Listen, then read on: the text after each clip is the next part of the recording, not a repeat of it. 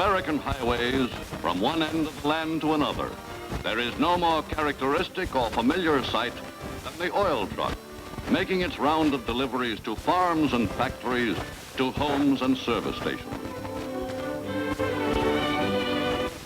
For in the highly industrialized society the American people have developed, oil and oil products play a great and ever-in part.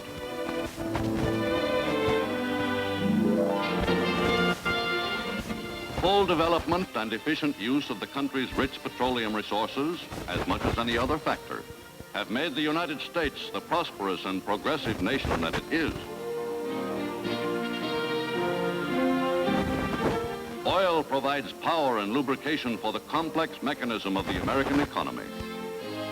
It makes possible the operation of railroads and airlines which link together the ends of a vast continent. Oil supplies power for America's waterborne commerce, and it is the fuel which keeps traffic rolling in the world's most highly motorized nation, literally a nation on wheels. In hundreds of ways, oil vitally affects the life of every American, but the average citizen is chiefly conscious of one. Morning, Mr. Fitzgerald. Morning, Brownie. Guess you better fill her up. Yes, sir. To the American motorist, the whole vast oil industry is summed up in one neighborhood institution, the service station, and throughout a large part of the Middle West in one familiar symbol, the red crown. Behind this symbol and the dealer who displays it are all the resources, prestige, and scientific achievement of one of the nation's great industrial firms, the Standard Oil Company, Indiana. In reference books for investors, there are abundant and impressive statistics on Standard Oil as a corporate unit. But dry corporate figures tell little of the story of this company, for it is above all a big human organization, an organization of hard-working and satisfied employees, applying their collective brains, enterprise, and effort to productive use of the tools and equipment supplied by some 100,000 stockholders. Of these stockholders, no individual owns as much as 1% of the outstanding shares. The vast majority are just ordinary people. A dairy farmer near Kenosha, Wisconsin, for instance. A retired schoolteacher in Des Moines, who depends for part of her living upon the savings she put by during her working years. A successful doctor in Omaha, Nebraska. An employee of Standard who invests his savings in the company he works for. But many institutions are stockholders too, such as Northwestern University, a portion of whose income is derived from its holdings in Standard Oil. And many great insurance companies have investments in Standard.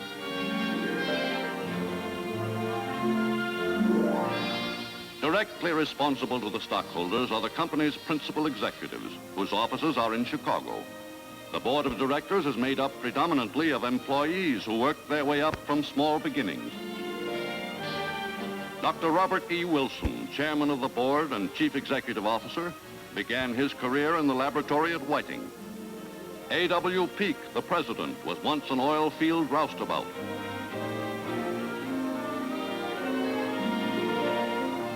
And every new employee learning his job knows that he is setting out on the road the company's top officials have traveled, and that he can go as far on that road as his energies and abilities will take him. He knows, too, that Standard workers, nearly all of whom have continuous employment extending through all seasons, are protected by a safety program which has made the company an industry leader in accident prevention. We have chosen you to receive this honor on behalf of your fellow employees because of your own personal safety record of 27 years without an accident. Well, that makes me feel very proud. Standard employees are also entitled to benefits which ensure financial protection for their families and security for the future. You don't need to worry, Bob, about what illness will do to the family budget.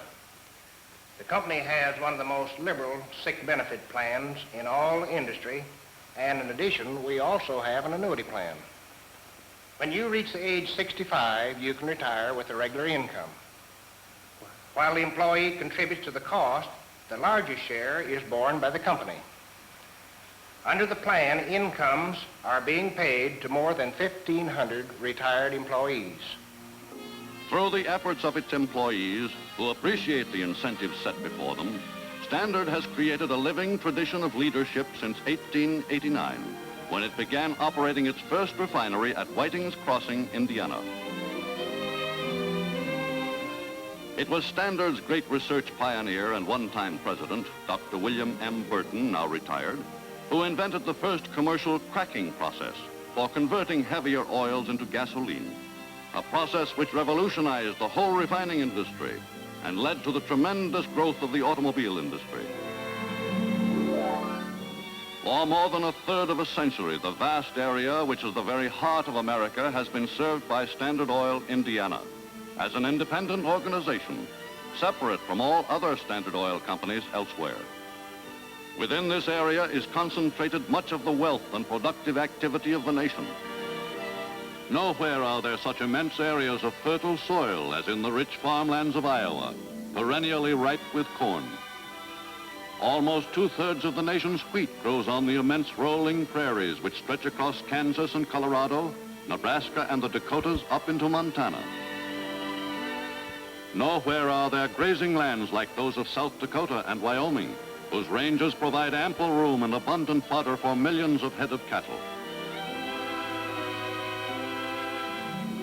Under the earth of Montana and Minnesota, Michigan and Colorado, there lie in vast quantities the basic ores out of which has been fabricated the structure of modern civilization.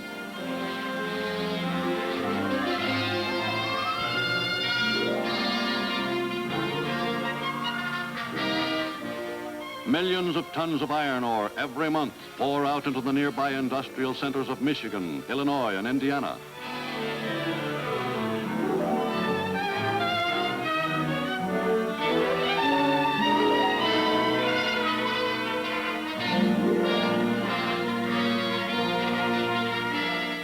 Most of it moves over the Great Lakes, whose busy ports handle a volume of shipping greater than that of many of the biggest ports on the Atlantic coast.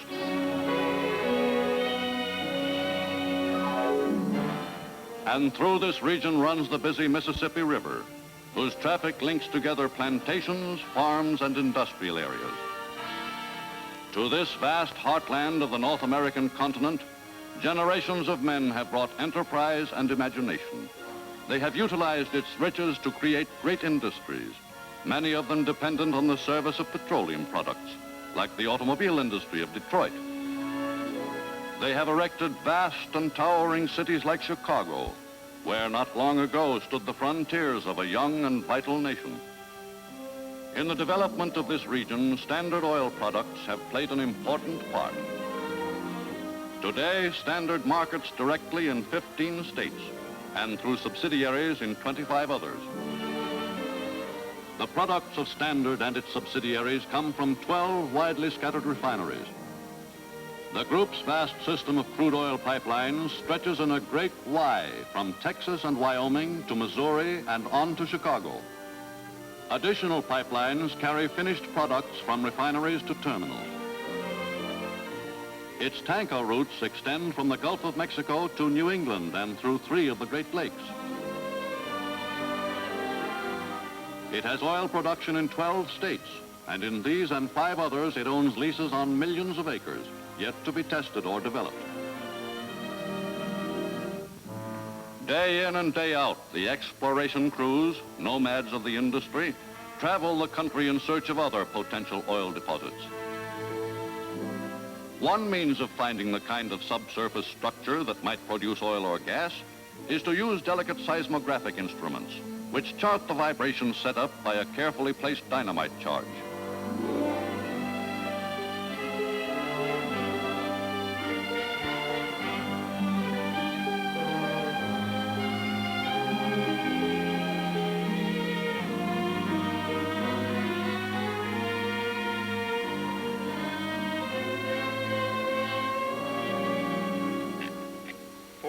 North, 3 west, number 1. 10 pound, 80 feet. Are you ready? Ready? Steady. Shoot. 1, 2.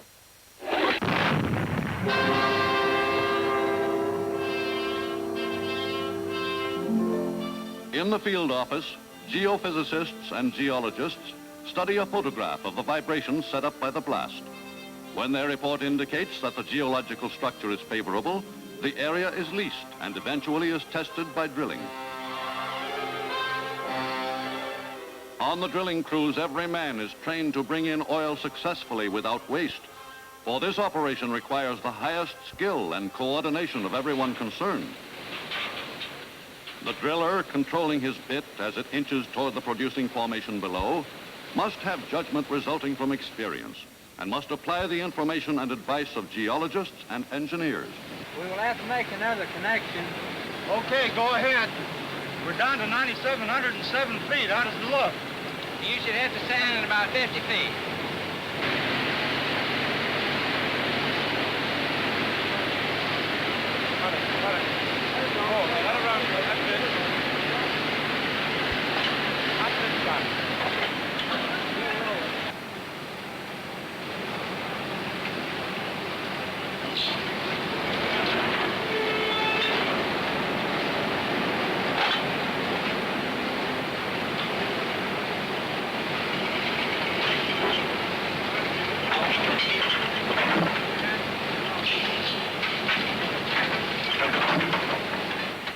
Drilling crews, laborers, pumpers, engineers, geologists, and many others play their essential parts in maintaining Standard's production of crude petroleum, more than 74 million barrels a year.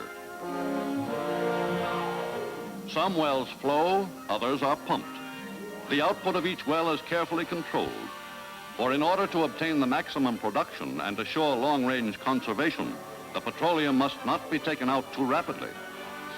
As the petroleum flows or is pumped from the well, it goes to a separator where the gas is taken off, and the oil is diverted into storage tanks for measurement before being sent on toward the refineries. The oil is constantly feeding out from the fields into a vast system of crude oil pipelines, first through the smaller gathering lines, then through the larger main lines. At pumping stations, spaced along the lines, workmen who are responsible for keeping the oil moving at a speed of 1.5 to 4 miles an hour.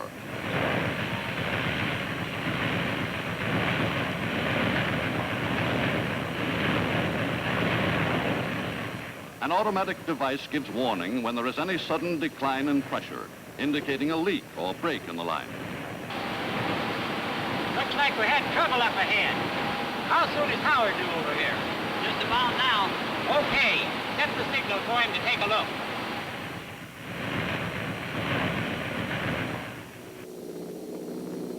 Along the line, periodic inspections are made by planes, often piloted by veteran flyers like Howard Tabor, who was a civilian instructor in the Army Air Forces during the war.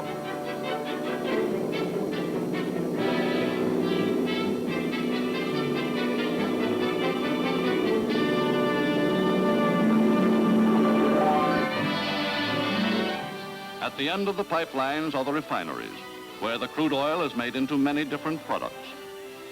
One of the largest and most diversified refineries in the world is Standard's plant at Whiting, Indiana. Spread out over 1,100 acres in the Calumet industrial area, this immense labyrinth of buildings and tanks is the outgrowth of the first primitive refinery with which Standard Oil Indiana hopefully began its operations back in 1889.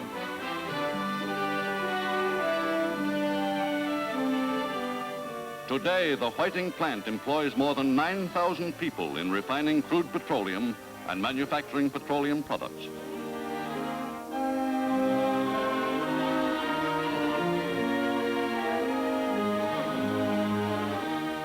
To operate such equipment as the new fluid catalytic cracking units, which tower 200 feet into the sky, workmen of high skill are required. Every day, still men like George Jakes and helpers like Joe Kourish and Walter Gaffney put thousands of barrels of oil through their unit, and a single mistake on their part might prove costly. Those who work at the Whiting refinery are responsible for an enormous annual output. Their production of motor fuel is enough to keep in operation 2.5 million average American cars. But this is only one of countless products the refinery is constantly turning out for the diverse needs of America. Automotive and industrial lubricants, fuel oil for heating, for powering machines and propelling ships and locomotives, hydraulic oils and greases of all kinds, and a multitude of other products, ranging from floor wax to insecticides for livestock on American farms, and candles for the decoration of American dinner tables.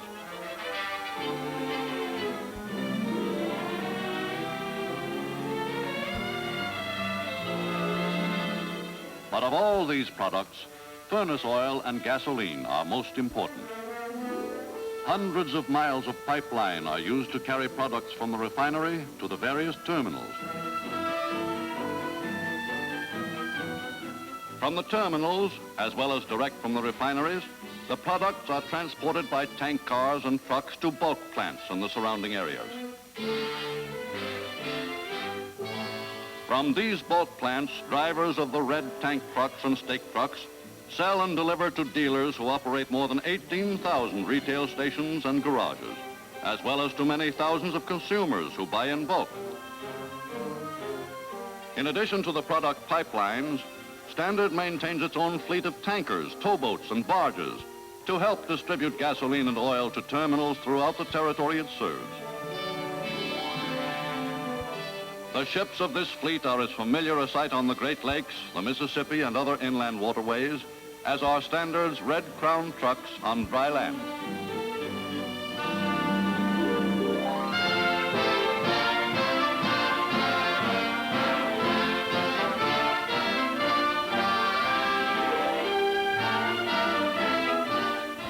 Top salesman of Standard is R.F. Mac McConnell, who started as a clerk in one of the company's warehouses. As vice president in charge of sales, he heads an able staff of executives and specialists. The company's marketing department functions through 28 different field offices located throughout the territory it serves.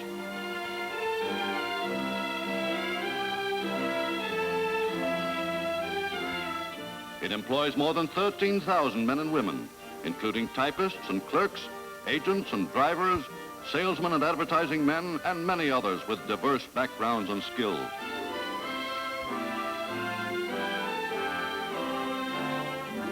Among them are salesmen especially trained in engineering, who concentrate on industrial plants and machinery installation, truck fleets and farm tractors.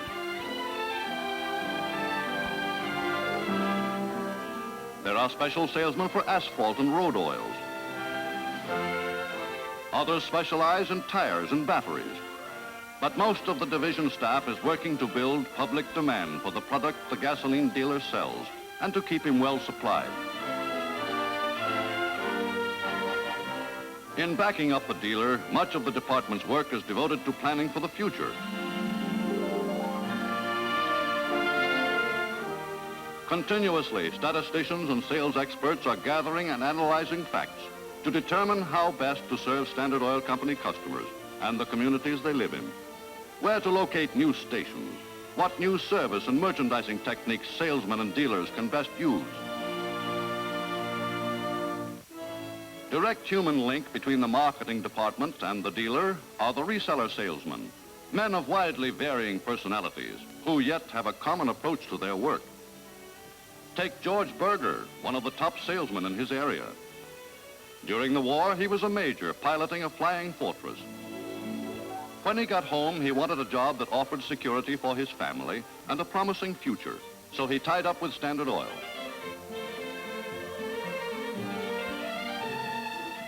His customers are city dealers who face stiff competition, and he helps them in lots of ways. He interests them in company clinics and schools, and keeps them posted on new products and selling methods. They like him because they know he's working for them, too. Among salesmen who work in the smaller towns, Charlie Roop is typical of the best. Charlie is a man to whom home and family and friendships among his neighbors have always meant a lot. After 2 wartime years in the Army, of which he spent 8 months in Yokohama with the Medical Corps, He was glad to get back to the job Standard was holding for him. Charlie is a good citizen and always works hard for any community cause. He accepts these civic responsibilities in the same conscientious way he accepts his responsibilities to the dealers in his territory. He gets around regularly from plant to plant and station to station, seeing that tanks and shelves are well filled. He's reliable, and the dealers and agents know it and appreciate it.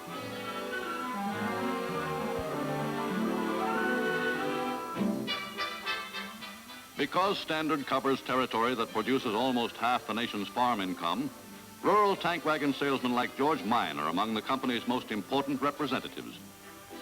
George has been on the same route for 18 years. He and his family live at Bonner Springs, Kansas, in the heart of his territory. He and his wife were born and brought up only a few miles away. George's wife takes nearly as much interest in his job as he does and frequently helps him with accounts and reports. In Bonner Springs, George is regarded as one of the leading businessmen.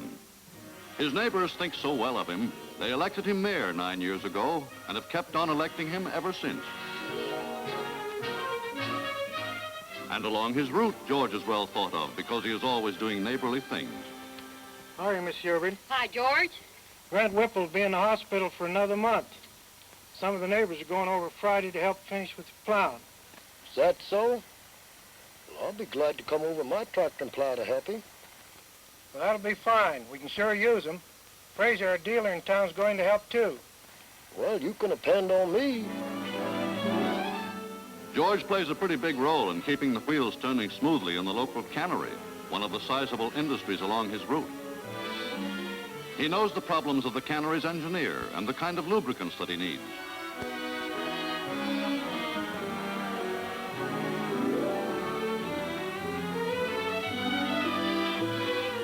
Among the things that help make life easier in rural households is the fact that bee station agents like George Mine can be relied on to keep fuel oil tanks from running dry.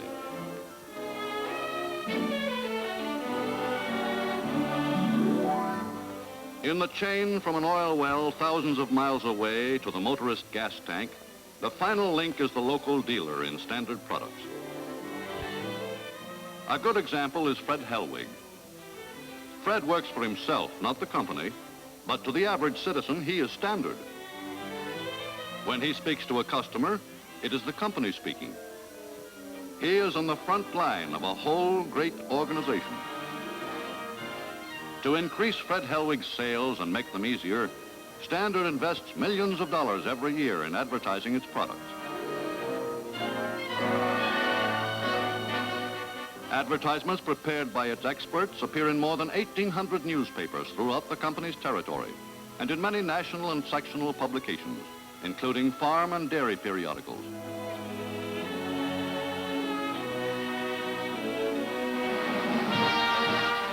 Standard's radio broadcasts of news, sports events, and entertainment are listened to by millions of town and farm families.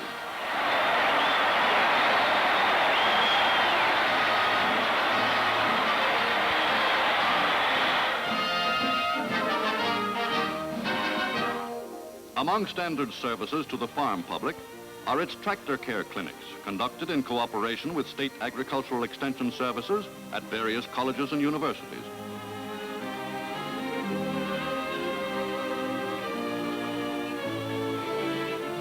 Every year, 1,200 to 1,500 local 4-H club leaders are picked to attend these clinics, where they learn from extension agents and Standards engineers how to keep their tractors in condition and how to get the most out of them.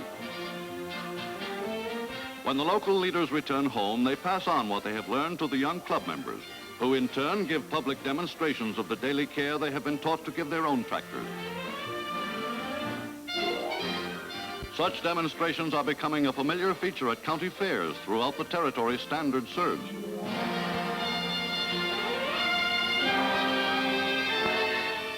Today, in the face of dire predictions for the nation's oil supply, Standard is confidently planning for the future under the leadership of its board chairman, Dr. Wilson, as well known in the world of science as he is in business.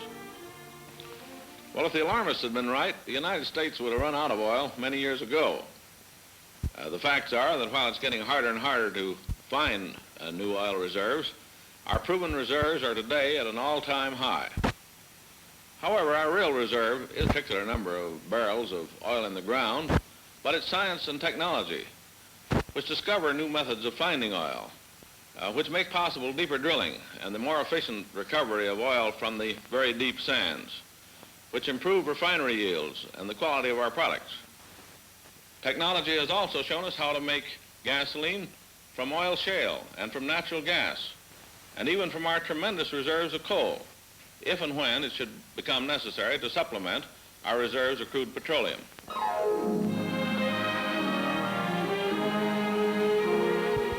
In the research laboratories of Standard Oil and its principal subsidiaries, hundreds of scientists and technicians, many of them internationally known, are at work. For Standard knows that it can maintain its proud position in the industry only by continuing to look ahead. Guarding against any possible shortages of oil in the distant future, these scientists already have developed ways of making gasoline from natural gas.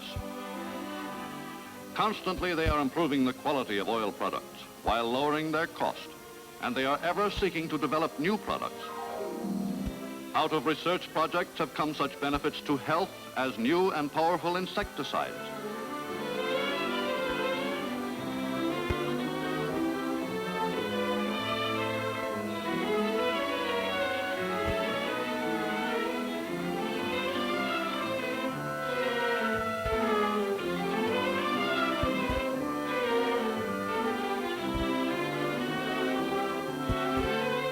In planning improved manufacturing methods and products, work is carried on with painstaking thoroughness, from initial research to the final tests.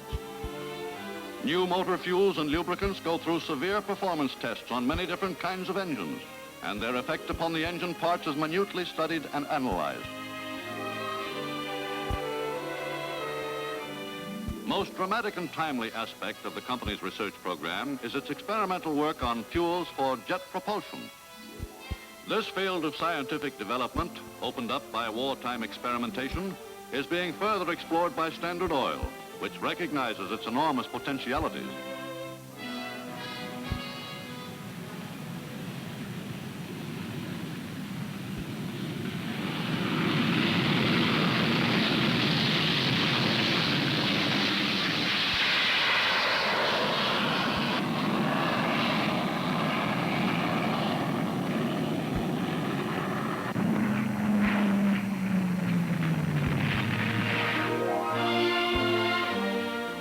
Day by day, Standard Oil is moving ahead, increasing its resources, safeguarding the public source of supply, building for the future of those whose skill and effort and investment have brought it to its leading position, for the future, too, of those who will, in days to come, join its organization.